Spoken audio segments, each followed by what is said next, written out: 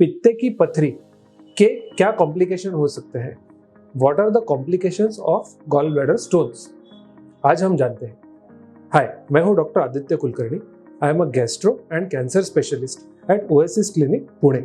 मेरा area of interest है पेट से रिलेटेड एब्डोमिनल कंडीशंस और उसकी की जाने वाली लैप्रोस्कोपिक और रोबोटिक सर्जरीज।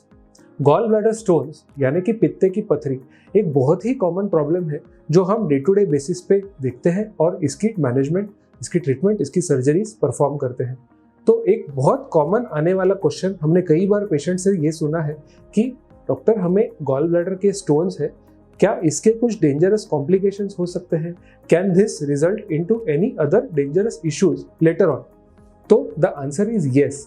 अगर आपको गॉल ब्लैडर के स्टोन्स है और अगर आप इसका इलाज, इसकी ट्रीटमेंट टाइम पे ना करवाएं, इसके सिम्टम्स को अगर इग्नोर करें, तो कुछ टाइम के बाद आपको गॉल ब्लैडर से रिलेटेड कुछ सिम्टम्स या कुछ कॉम्प्लिकेशंस होने का चांसेस बढ़ जाते हैं। तो चलिए जानते हैं कि ये कॉम्प्लिकेशंस क्या होते हैं और ये क्यों होते हैं। गॉल ब्लैडर से रिलेटेड कॉम्प्लिकेशंस को हम दो पार्ट में डिवाइड कर सकते हैं। सबसे पहला जो पार्ट है वो गॉल ब्लैडर से रिलेटेड कॉम्प्लिकेशंस जो पित्त की पथरी की वजह से होते हैं। इसमें सबसे कॉमन और सबसे इंपॉर्टेंट कॉम्प्लिकेशन है कोलेसिस्टाइटिस। कोलेसिस्टाइटिस तब होता है जब गॉल ब्लैडर में स्टोन्स की वजह से इन्फेक्शन हो जाता है। इसे हम कैल्कुलस कोलेसिस्टाइटिस के नाम से भी कहते हैं। ये तब होता है जब स्टोन जाके गॉल ब्लैडर के ओपनिंग यानी कि गॉल ब्लैडर के नेक में अटक जाता है और तब पेशेंट को गॉल ब्लैडर अटैक भी हो सकता है, जिसे हम बिलियरी कोलिक के नाम से जानते हैं। ये इसलिए होता है कि जब स्टोन गॉल ब्लैडर के नेक में अटक जाता है तो गॉल ब्लैडर के अंदर का बाइल ये पित्ते के रास्ते में आगे नहीं बढ़ पाता है और गॉल ब्लैडर इसे कॉन्ट्रैक्ट करके आगे ढकेलने की कोशिश करती है, बट क्योंकि इसका मुंह पथरी की वजह से बंद हो चुका है, ये आगे नहीं पास कर सकता और इससे सीवियर पेन हो सकता है।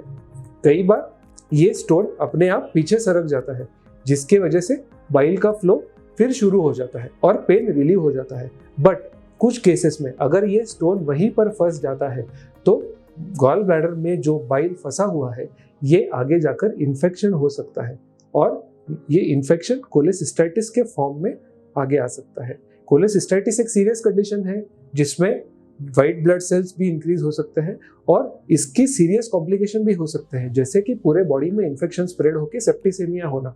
इसे हम ग्रेड 3 कोलेसिस्टाइटिस कहते हैं।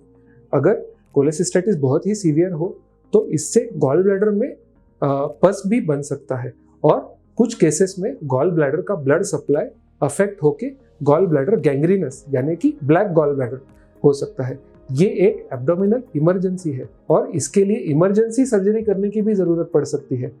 तो कभी कभार हमने ये भी देखा है कि जब ये गॉल ब्लैडर ब्लैक हो चुका है तो कुछ लास्ट केसेस में गॉल ब्लैडर फट के परफोरेशन हो सकता है और गॉल ब्लैडर के अंदर के जो कंटेंट्स है, चाहे वो बाइल हो या फिर वो पस हो, वो पूरे पेट के अंदर स्प्रेड होके पॉइजन भी स्प्रेड हो सकता है। इसे हम बिलियरी पेरिटोनाइटिस के नाम से जानते हैं। ये सारी कंडीशंस में इमरजेंसी सर्जरी करना जरूरी हो जाता है। कभी कभी गॉल ब्लैडर के इन्फेक्शन की वजह से लिवर पे भी असर पड़ सकता है और पीलिया या फिर हेपेटाइटिस ये भी कॉम्प्लिकेशंस देखने को मिल सकते हैं। अब जानते हैं कि गॉल ब्लैडर के अलावा पित्ते की पथरी दूसरे क्या कॉम्प्लिकेशन कर सकती है। तो कई बार अगर पित्ते की पथरी छोटे साइज की है तो ये गॉल ब्लैडर की ओपनिंग में से पास होके बाइल डक्ट यानी कि पित्ते के रास्ते में जाके रुकावट कॉज कर सकती है। ये रास्ता नीचे जाके इंटेस्टाइन के एक पार्ट में ओपन होता है जिसे हम डिओडेनम के नाम से जानते हैं। अगर डिओडेनम की ओपनिंग के पास ये पथरी अटक जाती है तो ये बाइल डक्ट के ऊपर ज्यादा प्रेशर डाल सकती है और बाइल के फ्लो को ऑब्स्ट्रक्ट कर सकती है, जिससे बॉडी में पीलिया या फिर जॉन्डिस भी हो सकता है। और अगर ये ऑब्स्ट्रक्शन टाइम पर रिलीव ना किया जाए तो इस बाइल में इन्फेक्शन होके कोलेंजाइटिस नामक एक सीरियस बीमारी भी हो सकती है। इसके ट्रीटमेंट के लिए आगे जाकर कुछ एडिशनल प्रोसीजर्स भी करने पड़ सकते हैं, जैसे कि ERCP और स्टेंट डालना। तो जो चीज़ एक सर्जरी में जिसकी ट्रीटमेंट पॉसिबल है उसके लिए 2 या फिर 3 प्रोसीजर करना जरूरी हो जाता है। कभी कभार अगर ये पित्ते की पथरी पैनक्रियास के रास्ते को ऑब्स्ट्रक्ट करती है तो ये पैनक्रियाटाइटिस नामक बीमारी कॉज कर सकती है, जो पैनक्रियास के डक्ट के ब्लॉक होने की वजह से होती है। पैनक्रियाटाइटिस भी एक सीरियस कॉम्प्लिकेशन है जो पित्ते की पथरी की वजह से हो सकता है और इसे आगे जाकर सर्जरी की जरूरत भी पड़ सकती है या फिर काफी टाइम तक आईसीयू में स्टे करना या फिर कुछ अलग अलग टाइप के ऑर्गन फेलियर जैसे कि लंग्स या फिर हार्ट या फिर हमारे दूसरे किसी ऑर्गन में प्रेशर आके इस ऑर्गन का फेलियर भी हो सकता है। तो ये भी एक बहुत ही सीरियस कॉम्प्लिकेशन है जो पित्ते की पथरी की वजह से हो सकता है। एक लास्ट बट नॉट लीस्ट एक कॉम्प्लिकेशन है जो काफी सालों से पित्ते की पथरी होने पे हो सकता है और ये एक साइलेंट कॉम्प्लिकेशन भी हो सकता है और ये है पित्ते की थैली का कैंसर।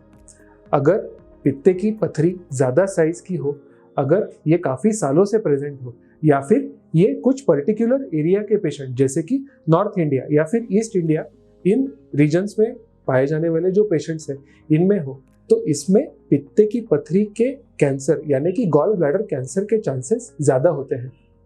सो गॉल ब्लैडर यानी कि पित्ते की पथरी भले ही छोटी हो, इससे होने वाले कॉम्प्लिकेशन ये बहुत बड़े हो सकते हैं और ये जानलेवा भी हो सकते हैं। तो पित्ते की पथरी को किसी भी हालत में निगलेक्ट नहीं करना चाहिए। अगर आपको पित्ते की पथरी है और इससे होने वाले कोई भी सिम्टम्स है तो बेटर यही है कि आप इसका इलाज करवा लें। इलाज करवाना काफ़ी सिंपल है, स्ट्रेट फॉरवर्ड है और ये सिंपल इलाज करवाने से आप ये कई सारे कॉम्प्लिकेशन से बच सकते हो। तो इसमें हिचकिचाना नहीं है और आपके डॉक्टर को या स्पेशलिस्ट को ज़रूर कंसल्ट करना है। अगर पित्ते की पथरी से रिलेटेड आपको कोई भी जानकारी चाहिए, कोई सलाह चाहिए, तो आप हमें रीच आउट कर सकते हैं कमेंट बॉक्स में लिख के, फ़ोन करके या फिर हमें ईमेल करके। Thank you very much.